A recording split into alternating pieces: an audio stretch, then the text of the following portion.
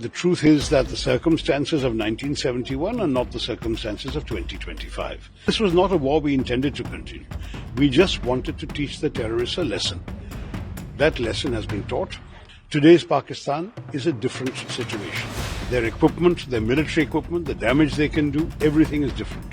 It was getting to a point where if it continued like this, we would needlessly have been caught into a long drawn-out war without a clear objective at the end of it. See, the fact is that, to my mind, we had reached a stage where the escalation was needlessly getting out of control. Peace is necessary for us. The truth is that the circumstances of 1971 are not the circumstances of 2025. There are differences. As far as I'm concerned, I believe that the people of India deserve peace. We have suffered a lot. We have lost a lot of casualties. Ask the people of Poonch how many have died since this war began and the shelling from the Pakistanis. I'm not saying that we should always stop wars. When there are reasons to continue them, we should continue. But this was not a war we intended to continue. We just wanted to teach the terrorists a lesson. That lesson has been taught. I'm sure the government will continue trying to identify and track the specific individuals who did the horrors of Pahalgam. But as far as this particular conflict with Pakistan was concerned, there was no reason to risk the loss of more lives and limbs and fortunes. We need to focus on the well-being and prosperity of Indian people, of growth, development, progress. I think the peace is the right way to go at this stage. Our position on terrorism will not change.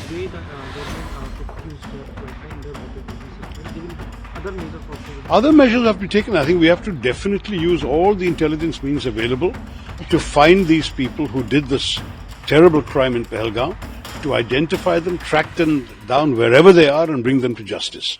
That is indispensable. It may not happen overnight. It may take months, it may take years, but we will have to do it.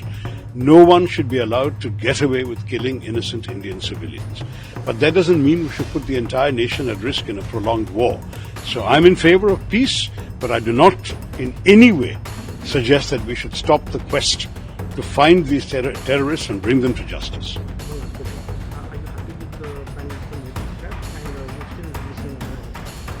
Look, I think 1971 was a great achievement of our history. I'm proud of it as an Indian. Indira Gandhi ji rewrote the map of the subcontinent, but the circumstances were different. Today's Pakistan is a different situation. Their equipment, their military equipment, the damage they can do, everything is different. And the circumstances of Bangladesh, we were fighting a moral cause to actually bring people to freedom and liberation. That was a completely different story. This is a different story. We would have ended up with a much longer, protracted conflict with a lot of loss of life on both sides, a lot of damage, a lot of expense. Is this the biggest priority for India today? No, it's not.